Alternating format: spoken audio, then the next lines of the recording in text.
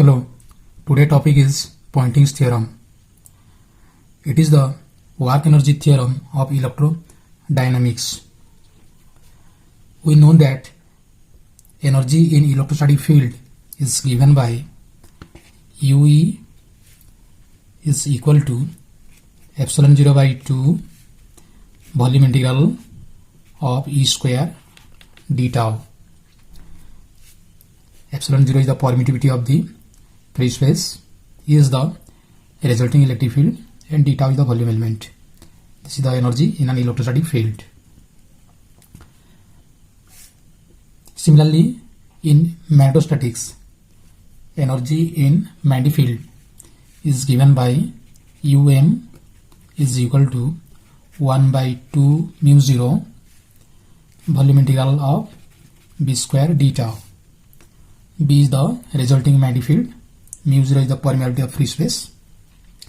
The total energy stored in electromagnetic field is UEM is equal to half volume integral of epsilon 0 E square plus 1 by mu 0 B square. So this formula in general can be derived in the context of energy conservation law for electrodynamics. So Poynting theorem states the conservation of energy in electrodynamics. It is the work energy theorem for electrodynamics. Suppose we have some charge configuration that produces electric field and current configuration that produces magnetic field. The charges produces electric field. These are the field lines that produces electric field, and current distribution that produces magnetic field. So electric field and magnetic field, that is electromagnetic field, exist in a region. We have a volume charge distribution. Its surface is S, that bounding volume V, that is R time T. The charge distribution and current distribution produces respectively electric field and magnetic field. Suppose we consider an elementary charge. Its volume is d tau, charge is dq.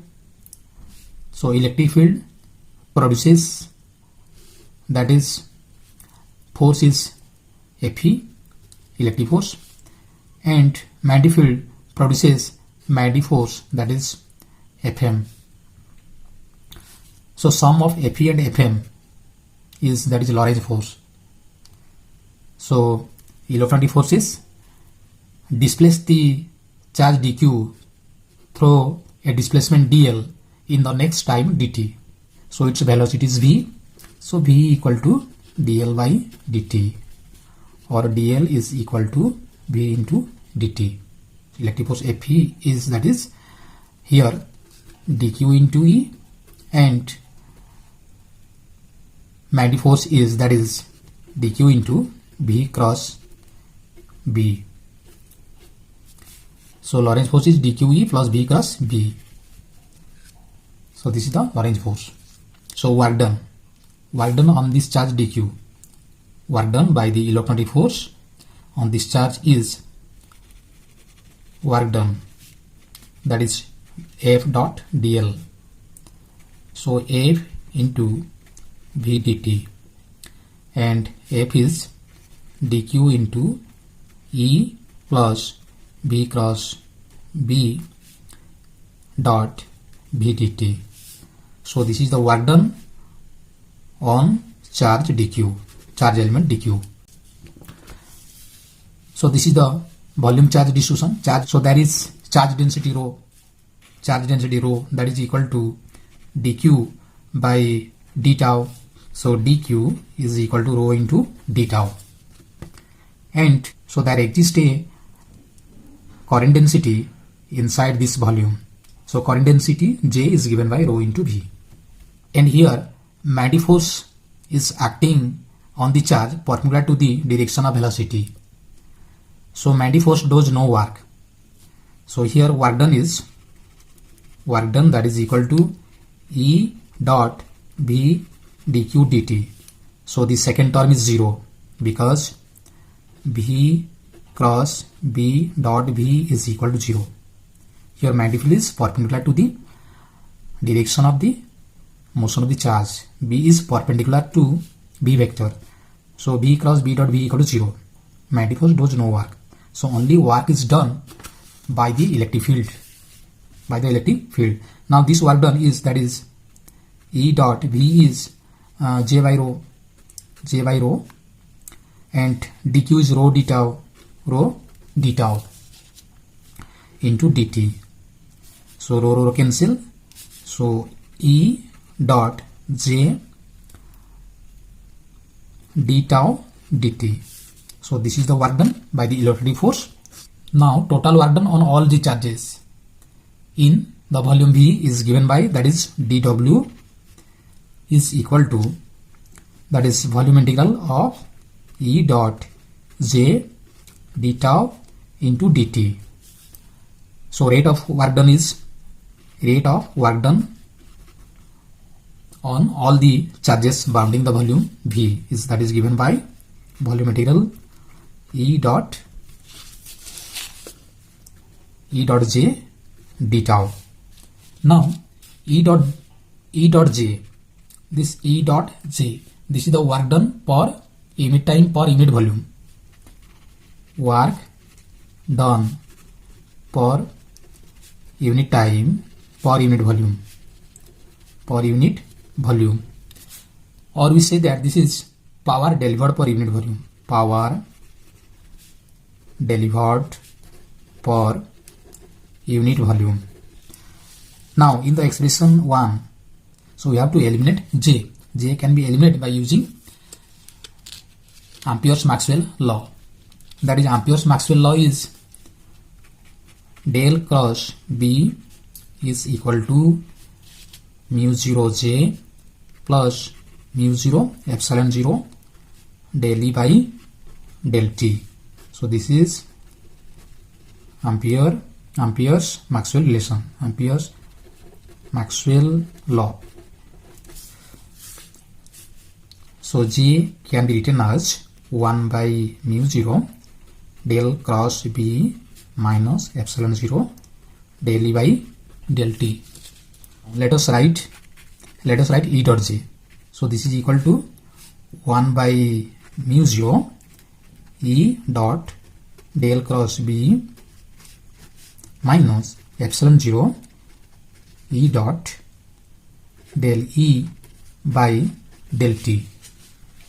Now we use a vector identity, that is div of E cross B is equal to B dot del cross E minus E dot del cross B. So from this we get E dot del cross B. This implies E dot del cross B is equal to B dot del cross E minus del dot E cross B. Now we use Faraday's law, Maxwell third equation, that is Faraday's law, that is del cross E is equal to minus del V by del T. So here we use del cross E equal to minus del V by del T.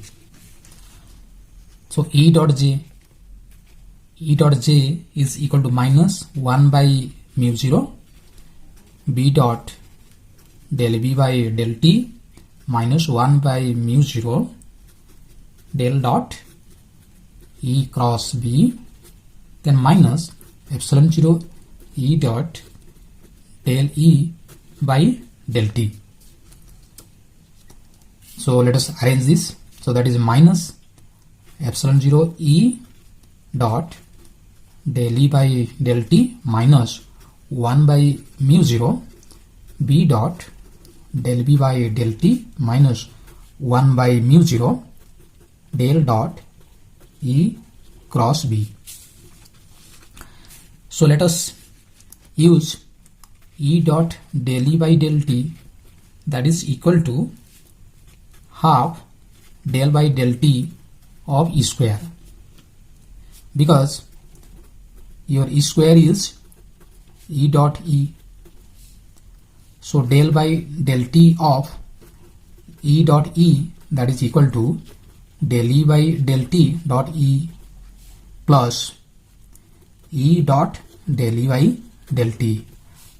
So A dot B equal to B dot A. So this is twice of E dot del E by del T. Del E by del T. So E dot del E by del T, that is half of del by del T of E square. So this is the result. Similarly, B dot del B by del T is equal to half del by del T of B square. E dot J is equal to minus epsilon 0 by 2 del by del T of E square, then minus 1 by 2 mu 0 del by del T of B square, then minus 1 by mu 0 del dot E cross B. This is equal to minus half del by del T of epsilon 0 E square plus B square by mu 0, then minus 1 by mu 0 del dot E cross B.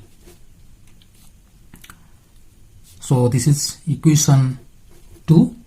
Now putting this equation in equation 1, that is dw by dt is equal to minus volume integral of half del by del T of epsilon 0 E square plus B square by mu 0. This is the volume integral. Then minus 1 by mu 0 volume integral of div of E cross B d tau. Now partial derivative del by del T can be changed to ordinary derivative, or dw by dt is equal to minus d by dt volume integral half epsilon 0 E square plus B square by mu 0 d tau minus 1 by mu 0.